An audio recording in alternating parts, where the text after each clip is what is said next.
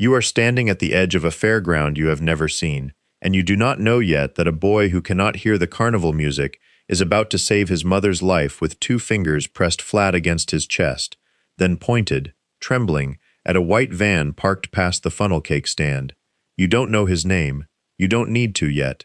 What you need to know is that a man in a leather-cut, gray-bearded, built like something poured rather than born, is about to feel a small hand close around the hem of his jacket, and that he is about to understand, in the space of a single heartbeat, a language he thought he had buried 20 years ago with his sister's silence. Stay until the end. You will want to see what 22 men do when they realize a child has just told them the truth faster than any adult in that field ever could. But that comes later. First, there is the heat. Late July in a town too small to appear on most maps, the kind of place where the water tower still bears the name of a family that left decades ago, and the county fair arrives each summer like a fever that breaks the boredom for exactly 4 days.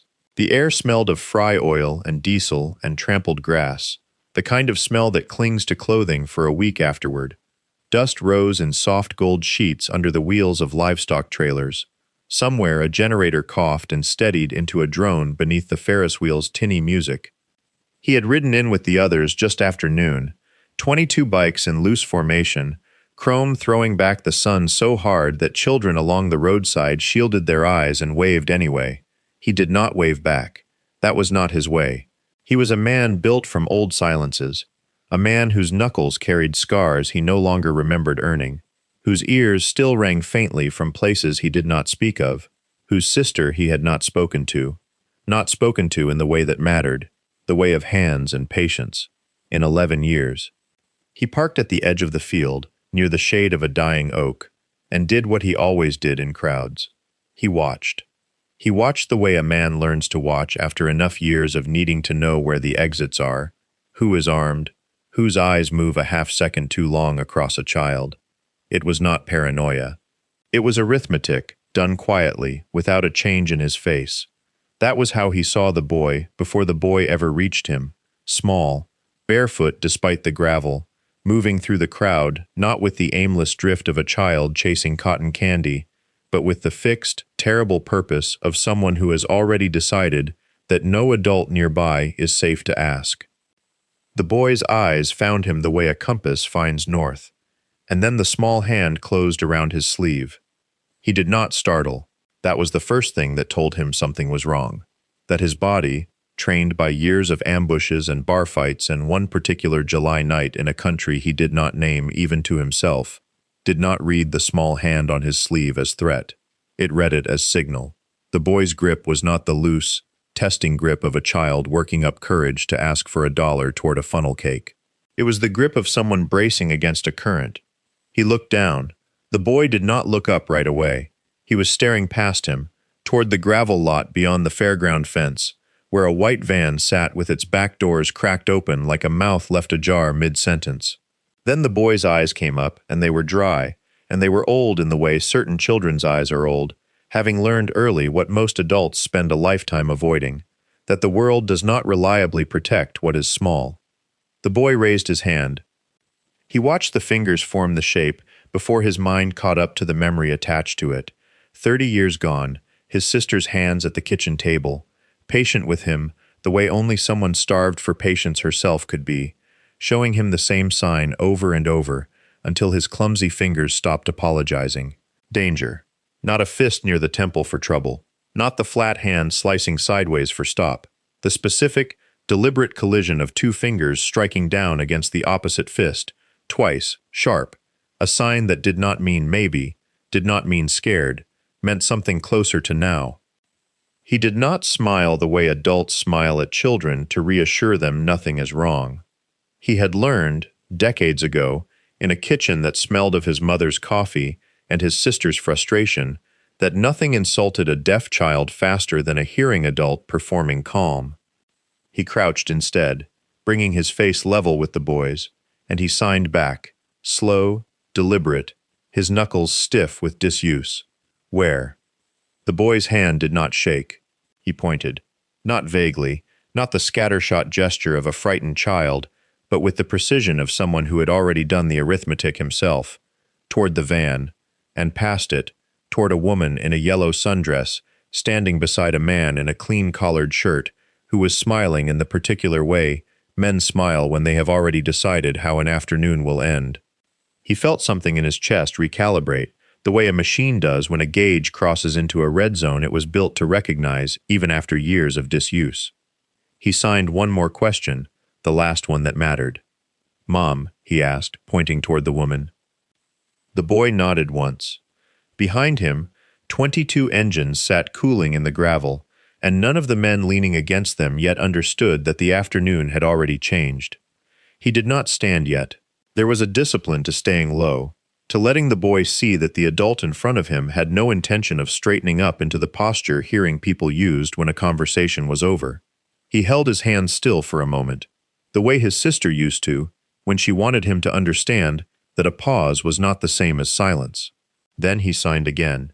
"Safe, you, me, here." The boy's eyes moved once toward the van, and something in his shoulders, not relaxing exactly, but settling, the way a held breath settles when it finally has somewhere to go, told him the sign had landed the way he meant it to.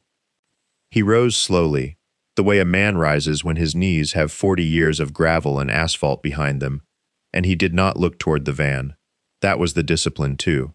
His sister had taught him that a room changes the instant a deaf person sees you notice what they've been trying, uselessly, to make you notice. He kept his face toward the boy, toward the cotton candy stand, toward the ordinary geometry of the fair, the Ferris wheel turning its slow arithmetic against the sky, the smell of fryer oil and dust, and with his left hand, low against his hip, out of the boy's sightline and out of everyone else's, he made a small motion that had nothing to do with sign language at all. 2 fingers tapped once against his thigh, a gesture built inside the club for exactly this.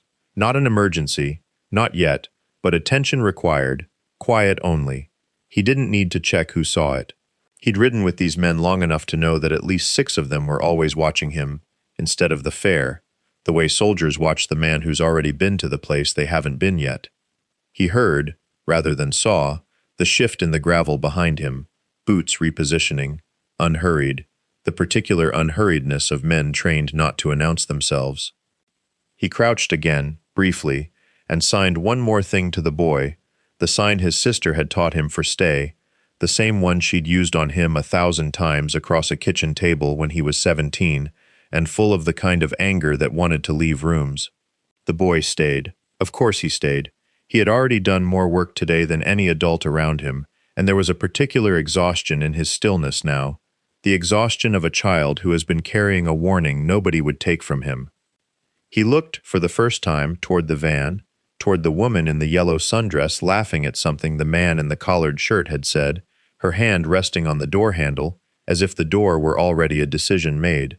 And behind him, without a word spoken, 22 men who had not yet been told what was happening began, one by one, to stop leaning. Priest did not turn to look at them. He did not need to. He had spent 30 years learning the sound a man makes when he stops pretending to be relaxed, and he heard it now in the small shifting of weight, in the creak of leather settling into new angles, in the silence that came when a dozen conversations about carburetors and weather simply ended, without anyone deciding to end them. He kept his eyes on the boy, and the boy kept his eyes on the van, and between the two of them there was an understanding that required no further signs. He raised one hand, low, at his hip, where the crowd would read it as nothing. 2 fingers, then a fist.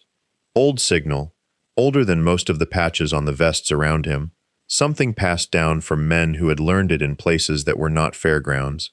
It meant close it up. It meant slow. It meant nobody runs. Behind him he heard Tomas exhale through his nose, the sound he made when a plan was already assembling itself in his head, and he heard Dutch's boots find new ground 6 inches to the left, unhurried, the way a man moves when he is choosing his angle instead of reacting to one. Nobody spoke. That was the thing about this crew, the thing that had kept most of them alive through decades that should have killed them. They had learned, the hard way, that noise was for men who hadn't already decided what they were going to do.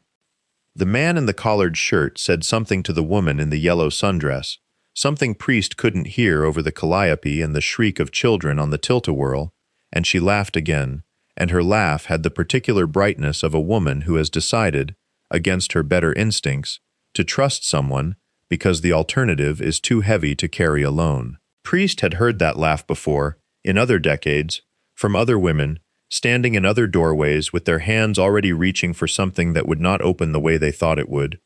He crouched lower beside the boy, close enough now that he could see the flour still ghosting the boy's knuckles, could see the fine tremor that had crept into his hands, the tremor of a child running on adrenaline and no sleep, and the terrible loneliness of being believed by no one. He signed thank you, the sign his sister had shown him first of all, back before all the others, back when it was the only thing he knew how to say to her that meant anything. The boy blinked. Something in his shoulders came down half an inch. Then his hand rose again, urgent, and this time he pointed, not at the van, not at the man, but at the door handle itself, the woman's fingers curling around it, and made the sign once more, sharper now, faster, as if the word itself had grown teeth. Priest did not look toward the van again. He had learned, decades back, in places he did not often let himself remember, that the eyes give away the plan before the hands do, and that a man watching you, watch him, is a man who starts moving early. So he kept his gaze on the boy, on the small chapped hand still cutting the air, and he let his own hands answer without hurry, the way you'd calm a spooked animal by refusing to be spooked yourself. He signed slow, "Show me again." The boy did. Door, hand, the same sharp downward motion, fingers snapping shut like a trap closing, and then, new this time, a second sign Priest almost missed because it was so small. 2 fingers touching the wrist, light, quick, gone. He knew that one. His sister used to make it when their father's truck pulled into the gravel drive too fast, too crooked, back when being small in that house had meant learning to read an engine's sound, the way other kids read weather. It meant hurry. Priest felt the knowledge settle into his chest like a stone dropped into still water, rings moving outward, and he understood then that he was no longer watching a boy who was frightened of noise and crowds and the ordinary chaos of a fairground. He was watching a boy counting down. He did not stand. Standing would have been seen. Instead, he let his hand drift to his hip, unhurried, the same motion a man makes reaching for a lighter or a phone, and he tapped it twice against his belt, a signal so old and so worn into the muscle of his arm that he barely remembered teaching it to the others, back when the club had been smaller and rougher and less inclined to trust a man who talked about signals instead of fists. 2 taps. Eyes up. Something's wrong. Around the fairground, without a single raised voice, the shape of the crowd began, almost imperceptibly, to change. A man near the funnel cake stand set down his paper plate. A woman by the dunk tank straightened from where she'd been leaning. Vests turned, slow as sundials, toward a white van with mud-splashed county plates and a door that had not yet closed. Priest signed to the boy once more, this time not thank you but something steadier, something his sister used to sign to him on the nights their father's truck came in loud. Stay, and then, with 2 fingers pressed flat against his own chest, me too. The boy's eyes, dry until now, filled without spilling, the particular discipline of a child who has learned that tears cost something he cannot afford to spend here. He nodded, once, and pointed a third time, and this time his hand did not shake at all. The woman's fingers were already on the handle. The van's side door had not fully latched, and in the gap between metal and frame, Priest could see the interior, the way a man reads weather before it breaks. A folded tarp, a clipboard hanging by a string, the corner of something laminated. The woman was already turning her shoulders toward the seat, the practiced half-smile of a person who has decided to be polite rather than careful. She had a purse looped twice around her wrist, the way women do when they are trying to seem casual about holding on to something. Her other hand rested, absently, on the crown of a smaller boy's head, a child no older than 4, who was chewing on the string of a balloon shaped like a star. Priest did not run. Running was for men who had never learned that the fastest way to end a thing quietly was to make it look like nothing was happening at all. He walked the way he walked into VFW halls and parole hearings, unhurried, both hands visible, jaw loose, and as he walked he watched 22 men and women fold themselves into the ordinary geometry of a county fair, buying lemonade, retying boots, drifting toward the funnel cake line, while somehow, without a word passing between them, closing the distance to that van by 4, 6, 10 feet. The contractor turned first. He was younger than Priest expected, clean-shaven, a company polo tucked into jeans that still had the fold crease of the store shelf in them, and he had the specific, rehearsed warmth of a man who had learned that a smile disarms faster than an alibi. His eyes went to Priest's vest, cataloging patches the way men like that always did, deciding in half a second whether this was a threat or a nuisance. "Help you with something," he said, not a question. "Might be," Priest said. "Lost my nephew a minute ago. About yay high. Thought I saw him over this way." It was a lie built to be checked and found harmless, and the contractor's face did the thing faces do when they are relieved to have a reason to look away. He glanced past Priest, toward the crowd, toward the boy, who had gone very still beside Priest's leg, small hand fisted in the denim at his knee. "Haven't seen him," the man said, and reached again for the sliding door. Priest's hand came down on the frame first, unhurried, the way a man leans on a fence he's owned for years. "Door sticks," Priest said. "I'll get it for you." Somewhere behind him, low enough that only the vests would hear it, a bike's kickstand scraped concrete, once, like a held breath finally let go. The contractor's hand hovered over the door handle, a half-second too long, the smile still fixed but something behind the eyes recalculating, the way a man does math he doesn't want to show on his face. He was good. Priest would give him that later, in the retelling, in the version he'd tell his sister across a kitchen table years from now. The man was good, practiced, the kind of good that came from doing a thing so many times it had worn smooth like a stone in a river. But practiced men still had tells, and this one's was small, a flick of the tongue against the back teeth, there and gone, the same tell Priest had seen on men in another country, in another life, right before they decided whether to run or talk their way out. He decided to talk. "Sticks on the humid days," he said, easy, stepping back from the door as if granting a favor. "Appreciate it." He didn't look at the boy again. That was the tell that mattered most. A man who had actually lost a nephew would have looked, would have searched the small faces around him out of animal habit. This man did not look. He kept his eyes on Priest, on the patches, on the calculation of threat, and in doing that he told Priest everything he needed to know about where the boy's mother had gone and why the van's engine was already ticking with warmth, though no one appeared to be going anywhere. Behind them, unhurried, the crew had begun arranging themselves the way a hand closes without ever seeming to make a fist. Two men drifted toward the food trucks, angling their bodies to see past the van's blind side. One leaned against a fence post 20 yards off, boots crossed, hat low, watching the Ferris wheel like a man with nothing to do, and all day to do it. It was not a wall. It would never look like a wall to anyone but the man standing at the door, and Priest watched that man's shoulders find the shape of the thing closing around him even as his mouth kept smiling. The boy's hand tightened further in the denim. Priest reached down, without looking, and rested 2 fingers briefly against the small knuckles. A gesture with no name in any language. Just wait. Just there. He felt the fist loosen a fraction. "Mind if I ask you something?" Priest said, still easy, still a man passing time. "What line of work keeps a fella out here in this heat, middle of the week, generator running in July?" The contractor's smile did not move, but something under it did, the way ice does before it goes. "Odd jobs," he said. "Folks always need something fixed." "Bet they do," Priest said, and did not step away from the door. The mother's voice carried thin across the gravel, apologizing for something that needed no apology, the particular apology of a woman who has learned to take up as little space as possible in rooms where men are deciding things.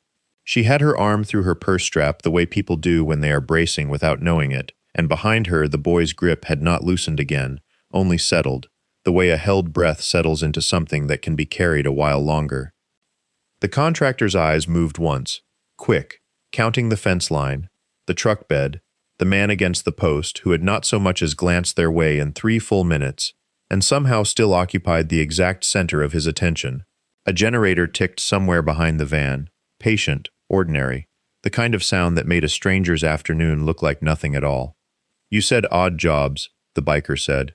"Any of 'em keep records? Paperwork, invoices, that sort of thing?" "Man's gotta keep his books straight," the contractor said, and laughed once, short, a sound with no weather in it. "Bet he does." The mother looked between them now, some old animal sense finally stirring beneath the apology, and her hand found the strap of her purse tighter, though she could not yet have said why.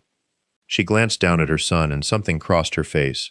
Not fear yet, just the first cold edge of a question she did not want to ask in front of a stranger. The boy did not look at her. He was watching the biker's hands, the way a person watches a door they've been told will open. Down the row, past the game booth with its water guns and its rows of bruised plush bears, a second deputy's cruiser turned in off the county road. No lights yet, no siren, just a slow roll through the dust that any one of the 22 men now scattered across that lot would have recognized from 400 yards by the particular unhurried weight of it. The contractor did not see it. He was still measuring the man in front of him, still deciding whether this was luck running out or only the ordinary friction of small-town curiosity, still smiling with the bottom half of his face, while the top half had gone very still. "You know," he said, "folks around here sure do like to talk to strangers." "Some do," the biker said. He had not moved his boot from the threshold of the van's open door, and the sun sat heavy and unbothered on the both of them, and somewhere behind his ribs he felt the old debt from decades back settle itself more firmly into the shape of this one particular afternoon. The cruiser eased to a stop 40 yards off, and the deputy who stepped out did not hurry, did not put a hand to his belt, only stood with one arm resting on the open door, as if he had pulled in for nothing more than a look at the fair, the way a man might stop to admire a church he'd driven past 1,000 times. That stillness was its own kind of language, and the biker read it the way he'd read the boy's hands an hour before. Patient, unhurried, saying wait without a single word spoken. Behind the contractor's shoulder, in the gap between the funnel cake trailer and the tilt-a-whirl's idle machinery, 2 more men in leather had drifted into position without seeming to move at all, the way water finds the low places in a field without ever appearing to flow. The boy's mother stood at the edge of it all, one hand still loose around a half-eaten caramel apple, her eyes moving between the biker and the man she had, 20 minutes ago, been laughing with. Something in her face was beginning to shift, the particular arithmetic a person does when the pieces of an afternoon stop adding up to the sum she'd expected. She did not step forward, she did not step back. She only watched, the way a woman learns to watch when watching has kept her alive before. The boy stood pressed against the biker's leg now, not tugging anymore, not signing, only breathing, the fast, shallow breath of a body that has spent its fear and has nothing left to spend on anything but waiting. The biker put a hand, briefly, on the crown of that dark head, the way he might have once put a hand on a smaller head 30 years gone, in a kitchen that smelled of onions and Sunday dishes, before he had learned to leave doors instead of walking through them. The contractor's smile had not moved, but something underneath it had, the way ice looks the same instant it goes to water. He glanced toward the cruiser, toward the 2 shapes near the funnel cake trailer, toward the van's open door and the boot still planted in it, and for the first time he did the arithmetic too. 22 men was not a number a smart one argued with in an open lot at 2 in the afternoon, with a deputy already rolling in off the county road. "I think," he said, and his voice had lost its ease, gone thin as a wire pulled taut. "There's been some kind of misunderstanding." "There has," the biker said, "but not the kind you mean." The second deputy's hand found his radio. Somewhere behind the game booth, unseen by the crowd still laughing over their water guns and their bruised plush bears, a third rider eased his bike forward 2 feet, then stopped, then waited, the whole lot drawing its breath in around that one open door like a held note before the drop. The mother stood between the 2 moments the way people stand in doorways during storms, not yet certain which side of the frame will hold. She had one hand on the boy's shoulder and the other pressed flat against her own collarbone, an old habit, the kind of gesture that meant she was reminding herself she was still standing. The boy did not look at her. He looked at the biker, and his hands moved again, smaller this time, tired, the way a sentence gets quieter the second time you have to say it.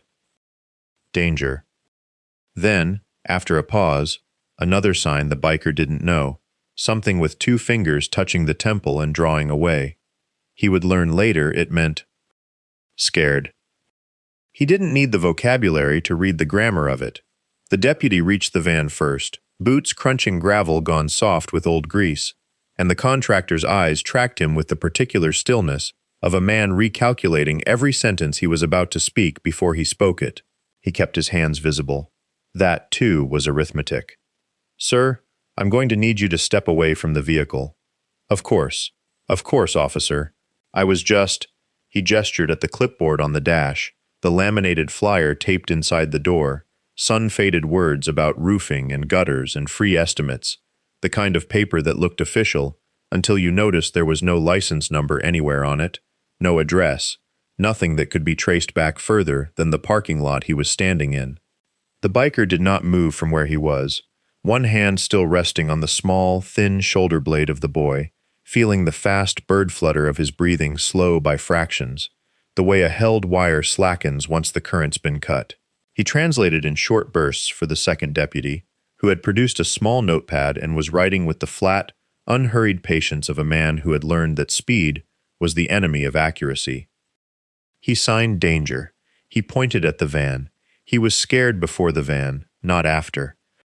The distinction mattered, and the biker made sure it landed before it could be lost in the shuffle of hands and radios, and the low murmur that was beginning, finally, to ripple out from the game booths, as people noticed the shape of what was happening, without yet understanding it. The mother had started to cry without any sound at all, the way some people learn to when quiet has kept them safe for a long time. The boy watched her, then looked up, and made one more sign, slower, deliberate, aimed squarely at the biker's face, as though testing whether it would be caught this time, or dropped like the others before it. The biker did not know that one either, but he did not look away from it, and something in the boy's shoulders eased at that alone, the not looking away, long before anyone explained what the sign had meant. The deputy asked, without looking up from the notepad, whether the boy was signing something specific or just moving his hands the way frightened children sometimes did, a flailing without vocabulary. The biker said the boy had vocabulary. He said it flatly, the way he might have corrected a man's aim at a range. No heat in it, just fact. The deputy wrote that down too. Around them, the fairground had begun its slow, reluctant recognition. A woman near the ring toss had stopped mid-throw, the beanbag forgotten in her hand, watching the cluster of leather and denim that had assembled itself around the van without seeming to assemble at all. A teenager on the Ferris wheel platform pointed, and his friend swatted his arm down. The carnival barker's voice faltered on a word and picked back up a half-beat late. None of it was panic. It was the town's slow animal sense that something had shifted in the air pressure, the way birds go quiet before weather. The boy repeated the sign a third time, patient now, instead of frantic, the way a person repeats an address to someone who has already written down the wrong street twice. The biker watched the small hands work, a fist brought to the chest, then opened outward, fingers spreading like something releasing.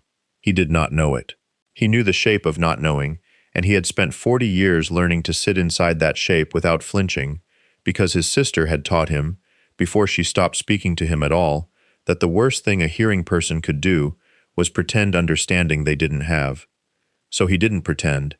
He held up one hand, palm out, the universal sign that needed no lesson. "Wait, I see you. I am not done trying." And the boy's shoulders, which had been climbing steadily toward his ears since the van door, dropped a half-inch. Not relief, something smaller and more provisional than relief. Permission to keep waiting. The mother had gone still in the particular way of women who have learned that stillness draws less attention than struggle, her eyes moving between the boy and the deputies and the van door, which had not opened again, though a shadow shifted twice behind the tinted glass, unhurried, as if the man inside had all the patience in the world and simply hadn't decided yet which kind of morning this was going to be. The second deputy murmured something into his radio, a string of numbers and a location, and somewhere beyond the fairground gates a third car was already turning off the county road, gravel ticking under its tires, though no one at the fair could hear it yet over the calliope music grinding through its same 4 bars, over and over, oblivious, the way carnival music always is to what it's playing under. Priest did not move his boots, though everything under his skin wanted to. 20 years of standing in places where the wrong step meant blood had taught him that stillness was its own kind of weapon, and he used it now, letting his weight settle into the packed dirt the way it settled into a saddle before a long ride, low and unhurried, a man with nowhere else to be. Beside him, the boy's hands had gone quiet, folded against his own chest as if holding something in, and Priest understood that quiet too, had lived inside it for 30-some years before he ever put a name to what his sister had carried in her silence. Not absence of language, but a language nobody around her had bothered to learn. The first deputy, younger, sunburned across the bridge of his nose, kept glancing at the van, and then at Priest's cut, at the patches that told a story he was still deciding how to read. "Sir, I need you and your men to move back to the tree line." "We're not going anywhere he can't see us," Priest said, and nodded once toward the boy. "That's the deal." The deputy's jaw worked. He looked like a man doing math he hadn't trained for.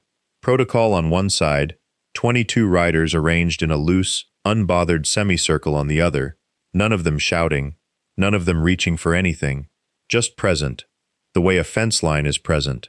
Behind him, the older deputy had gone quiet in a different way, listening to something coming through his radio in short bursts, his free hand rising slowly to touch the boy's mother's elbow, not gripping, just marking her, the way you'd mark a spot on a map you didn't want to lose. The shadow behind the van's glass shifted again, and this time it did not settle back into stillness. A hand came into view against the tinted window, spread flat, fingers pale where they pressed the glass, and Priest felt the boy's whole body go rigid beside him, a half-second before the boy's hand moved, small and fast, 3 signs in a row that Priest read like a man reading weather off a darkening sky. He is going to run. Priest's eyes did not leave the van. "Tell your third car to close the north gate," he said, quiet, not urgent, the way you'd mention rain coming, not the road, the gate. He's not going to drive out of here. He's going to walk. The younger deputy stared at him a beat too long before keying his radio, and in that beat the calliope music looped back to its opening bars, bright and tinny and endless, playing on over a fairground that had no idea yet how close its ordinary Saturday had come to breaking open, or how much longer it would take before anyone but a deaf boy and a scarred old rider understood exactly what kind of morning this was. The deputy's radio crackled and went quiet, and somewhere on the far side of the midway, a rider in a faded denim cut peeled off from the funnel cake stand where he'd been leaning, unhurried, the way a man walks when he's only remembered he left something in his truck. He did not look toward the van. He did not look toward Priest. He drifted north along the tree line, past the generator trailers and the stacked crates of soda syrup, and took up a position at the gate that led out to the gravel overflow lot, close enough to see, far enough to seem like nothing at all. The boy's hand had not stopped moving. He tugged Priest's sleeve again and signed the same 3 shapes, slower this time, as if repetition might make the old man understand faster. And Priest crouched down so the boy's eyes were level with his and signed back, careful, the motions coming up out of some drawer in him that hadn't been opened in decades. I see him. Stay with me."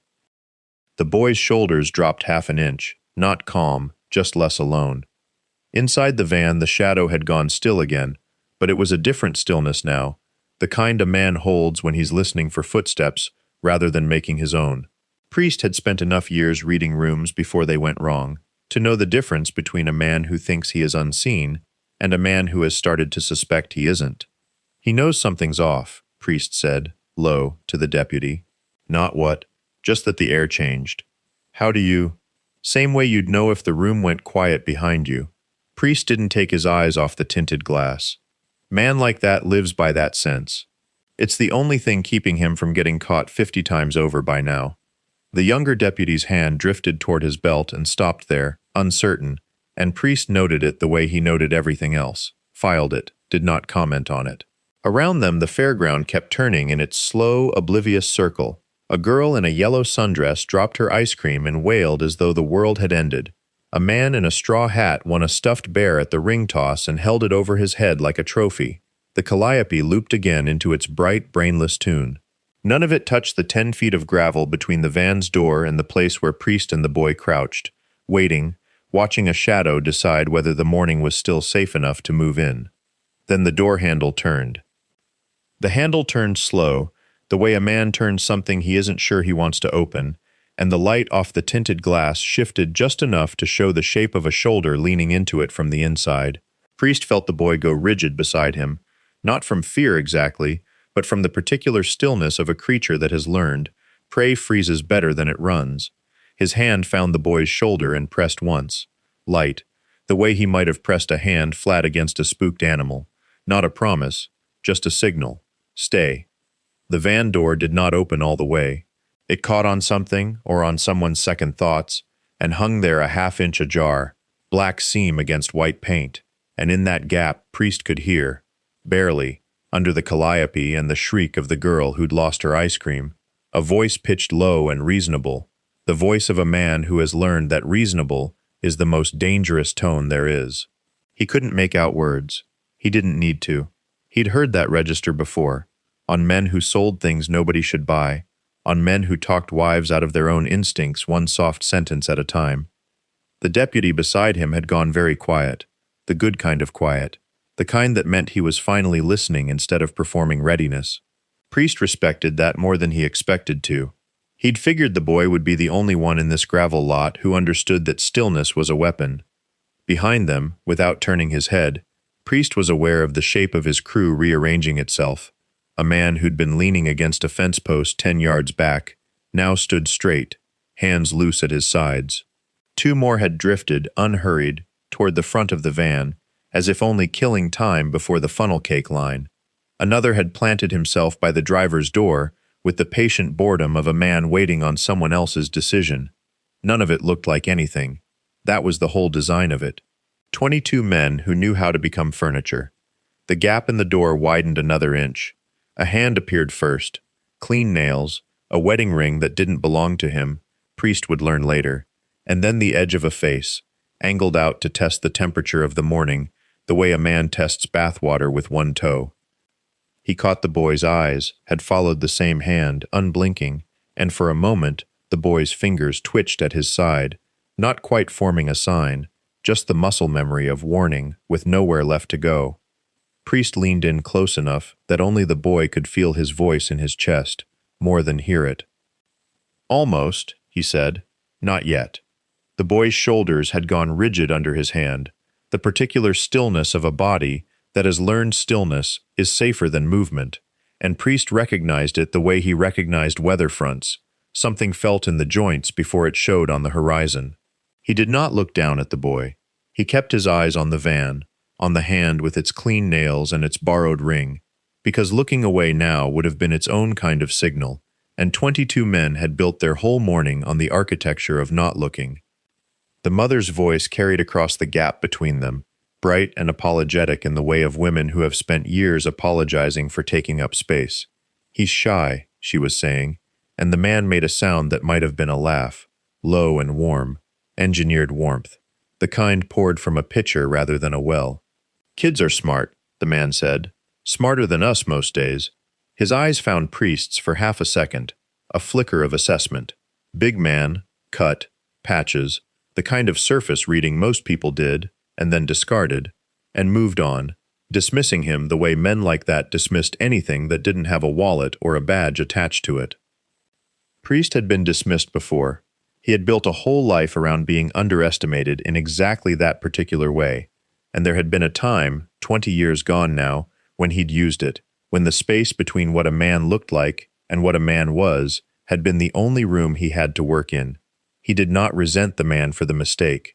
He simply filed it, the way he filed everything, into the part of his mind that kept ledgers on people.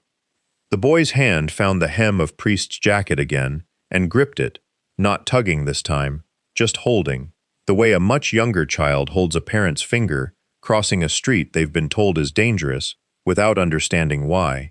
Priest let him. He had learned, decades ago, in a kitchen with yellow linoleum and a sister who spoke with her hands because the world had taken her voice, that a child's grip meant something specific and untranslatable, and that translating it wrong was its own kind of cruelty. Across the lot, one of the men near the funnel cake line lifted 2 fingers to his temple in a gesture that looked, to anyone watching, like he was shading his eyes from the sun. It was not that. Priest read it without turning his head. Deputies, 4 minutes out. The man by the driver's door shifted his weight, settling deeper into his boredom, patient as a fence post, patient as a held breath. The hand with the ring reached toward the boy's shoulder, slow, almost gentle, the practiced gentleness of a man who had done this before and knew exactly how it was supposed to look to anyone watching from a distance. Priest did not move his feet. He moved his body, a small rotation of shoulder and hip that put him between the reaching hand and the boy in one unhurried step, the kind of step a man takes when he is only stretching, only shifting his weight off a bad knee. Nothing more than that. The hand paused in the air. It did not withdraw. It hung there a half-second too long, recalculating, and Priest watched the recalculation happen behind the man's eyes, the way he had once watched men recalculate across a card table when the hand they were holding stopped being enough. "Help you with something," Priest said, not a question. He had learned that a question invites an answer, and an answer, however small, gives a man room to build a story inside it. The man's mouth did something practiced. It was not quite a smile. It was the shape a smile leaves behind after years of being worn for strangers, a groove pressed into the face by repetition. "Just saying hello to my nephew here," he said. "Boy gets excitable at fairs. Sensory thing," he said. Sensory thing. The way a man says a phrase he has read somewhere, and rehearsed since, testing its weight in different mouths, different towns. Hollis's grip on the jacket tightened until the knuckles went the color of bone. Priest felt it before he saw it, a small seismic event traveling up through denim and leather into his forearm, and something in him that had been idling for 30 years turned over and caught. He thought, briefly and without wanting to, of yellow linoleum, of a girl at a kitchen table signing "He's lying" to their mother with fingers that shook, and of the mother believing the man instead, because the man had a voice and the girl did not. "Funny," Priest said. "He don't move like a nephew." The man's eyes flicked past Priest's shoulder, cataloging, and found what he was looking for. The folding chairs empty now, the corn dog line dispersed. 22 men who had been scattered across the fairgrounds like loose change now arranged, without seeming to arrange themselves, into a loose and unhurried perimeter. Nothing dramatic. No one had drawn near enough to touch him, but the distances had changed, the way a room changes when the exits quietly close. Something crossed the man's face then, fast, gone before it fully arrived. Not fear exactly, Priest would think later, but the particular irritation of a man who has done a thing 100 times without cost, and is only now, for the first time, doing the math on what it might cost him here. The mother's laugh drifted over from the ring-toss booth, bright and unknowing, and above it, thin and clear against the July sky, came the sound of sirens still 4 minutes distant, patient as everything else that afternoon had been patient, closing the last of the space that remained.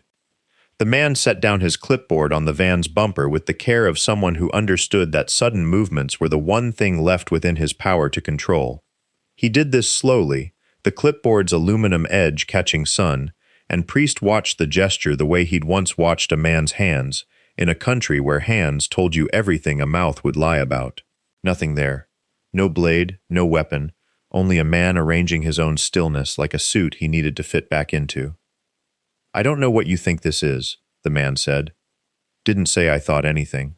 Priest's voice stayed flat, unhurried, a voice built for calming spooked animals and frightened men alike. "Just making conversation while we wait on the fair to finish." The boy's hand found Priest's sleeve again, not tugging now, just resting there, a small anchor point, and Priest felt the fingers tremble once and then still, as though the boy had decided, in some private accounting, that the trembling was no longer necessary. He was watching the man's mouth. Not his eyes, his mouth, the way people who have learned to read a room through its edges will watch the place where the next decision surfaces first. Priest understood that watching. He had done it himself for 40 years, in bars, in convoys, in rooms where a wrong word arrived before a wrong hand did. The mother's laugh came again from the ring toss, farther off now, oblivious, and something in Priest's chest tightened at the sound of it, that a woman could stand 40 yards from her own unraveling and hear only carnival music. The sirens grew a shade louder, still soft, still patient, the sound of a thing arriving exactly on the schedule it had always intended. The man's gaze moved once more across the loose ring of leather and gray beard and folded arms, counting them the way Priest imagined he'd once counted parking lots, exits, hours until dark. 22 men who had not moved, who would not need to. "You're making a scene," the man said, and for the first time his voice had lost its practiced warmth, gone thin at the edges. "No," Priest said. "You did that part yourself. Some while back, looks like. We're just standing here." The boy signed something small against Priest's forearm, quick, almost private, and Priest read it without needing to look down. "Stay." Not a question, a statement, the boy telling him what was already true. Priest gave the smallest nod, the kind meant for one person only, and kept his eyes on the man's hands, which had gone very still on the clipboard, still in the specific way of a man doing arithmetic he did not like the answer to, while behind them all the sirens crossed the last mile of two-lane blacktop toward the fairgrounds gate. The cruisers came through the gate slow, the way trained men enter a crowd they cannot yet read, lights turning, without sirens now, throwing red and blue across the dust in patient sweeps. 2 deputies first, then a third, boots finding the gravel with the flat, unhurried steps of men who had been told there was no chase to run, only a thing to close. The crowd near the funnel cake stand had begun to notice at last, heads turning the way heads turn toward weather, and someone's radio went quiet mid-song, as if the batteries themselves had sensed the moment required it. The man with the clipboard did not run. Priest would think about that for years afterward, the not running, how it was its own kind of confession. He set the clipboard on the van's front seat with the care of a man protecting evidence he did not yet understand, had already convicted him, and he turned to face the nearest deputy with his hands loose and open, a gesture built for cameras that were not there. "Afternoon," the man said, and the word came out smooth again, restored, as though the last 5 minutes had been erased from his throat. The deputy did not answer him. He looked instead at Priest, then at the boy pressed to Priest's side, then at the woman by the folding table, who stood with one hand pressed flat against her own collarbone, like she was holding something in. "Ma'am," the deputy said, "you all right?" She didn't answer either, not at first. Her eyes went to the boy. Something moved through her face that had no clean name, not yet relief, not yet shame, something in the narrow country between them. Priest crouched again, unhurried, and signed to the boy, slow, deliberate. Police, good, safe now. The boy watched his hands the way he had watched them all afternoon, entire, and then looked past Priest's shoulder to the row of deputies gathering by the van's open side door, to the ledger one of them had already lifted out, and begun to page through with a stillness that meant he understood exactly what he was holding. The second deputy said something low to the first. The first deputy's jaw tightened. Priest did not need to hear the words to read the shape of them. He had spent 30 years reading shapes instead of words, had learned to trust the shape over the sound every time the two disagreed, and the shape here was unmistakable. A list, a pattern, other fares, other counties, other mornings that had ended in a van pulling out of a gravel lot, with someone's mother in the passenger seat, and no one left behind to notice for hours.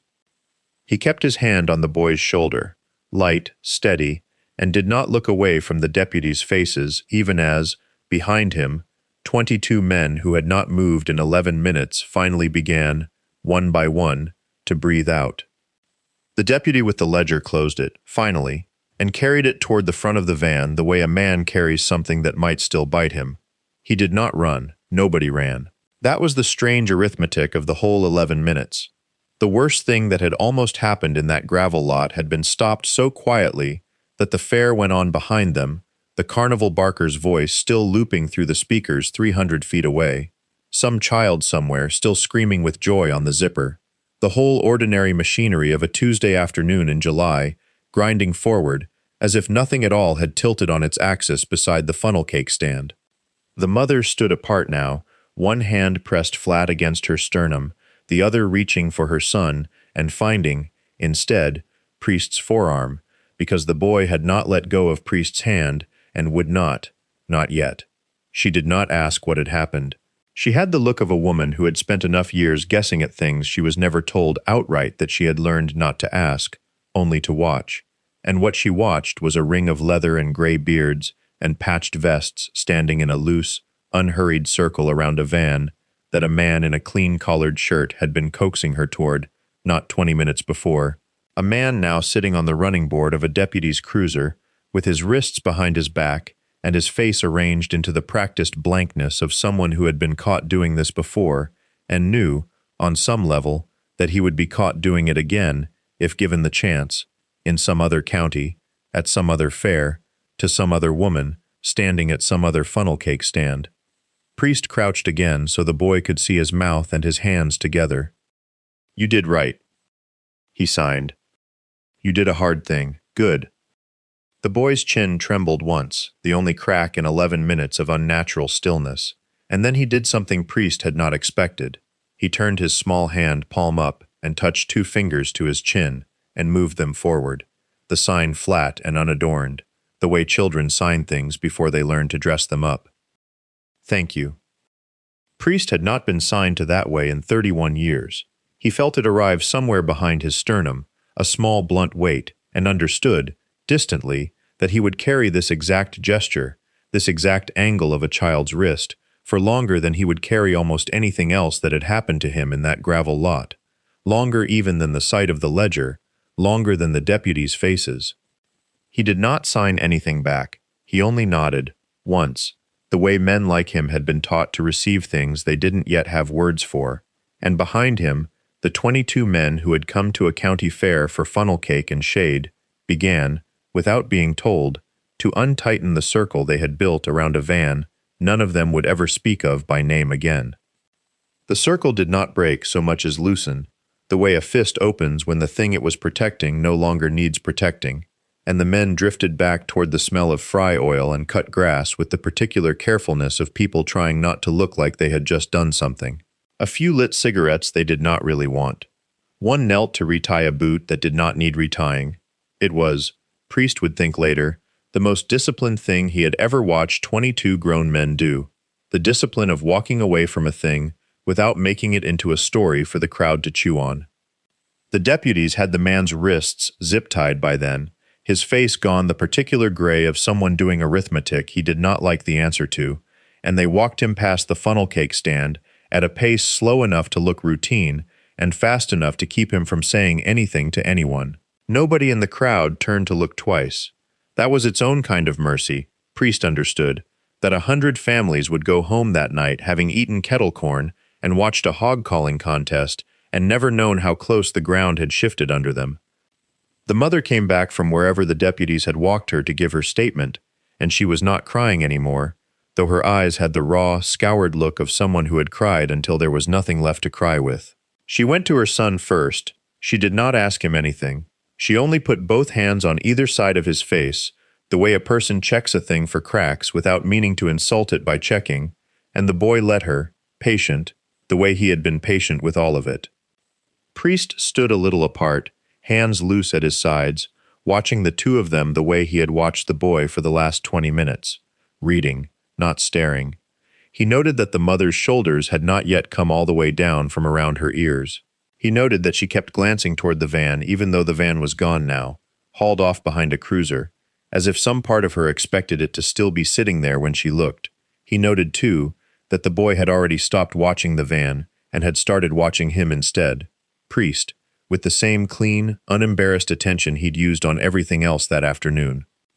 A deputy came over eventually, notebook in hand, and asked Priest how he wanted his name written down, and Priest gave him nothing but the club's name, and said the boy was the one who'd seen it first. The boy was the one who should be written down. The deputy looked at him for a second too long, the way people did when a thing didn't match what they'd expected, and then wrote it exactly that way. The ledger surfaced 20 minutes later, when a second deputy came back from the van carrying a spiral notebook sealed already in a clear plastic bag, holding it the way a man holds something he does not want to touch longer than necessary. He didn't open it in front of the mother. He walked it instead to the sheriff's unit and stood there with another deputy, heads bent together over the pages through the plastic, and Priest watched their faces change in the particular way faces change when routine work turns into something else. He did not need to be told what was in it.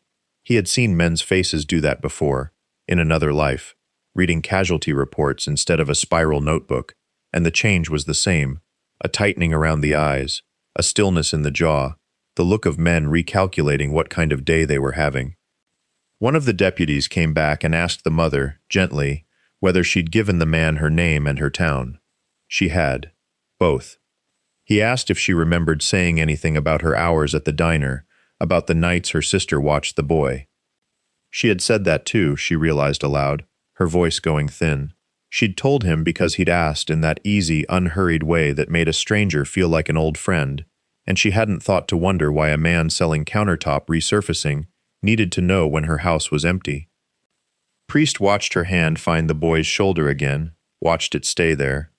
The deputy said, not unkindly, that hers wasn't the only name in the book. There were others, other towns, other fairs, going back. He didn't say how far, and Priest understood that not saying was its own kind of answer. 3 counties, someone said later, low, to someone else, the way men pass numbers back and forth when they don't want a mother close enough to hear them. Priest looked at the boy, who was looking at the notebook the deputies held, though he could not have read it from that distance, could not have known yet what it held. But he understood something anyway, the way he had understood the van before any of them. His face had gone quiet in that specific way it had gone quiet on the fairway when he'd first grabbed Priest's jacket, some old, early knowledge working itself out behind his eyes, with no need for language to carry it. Priest crouched again, slower this time, his knees complaining in the old familiar way, and signed the only 2 words that felt true to give a child in that moment. Not thank you, not good boy.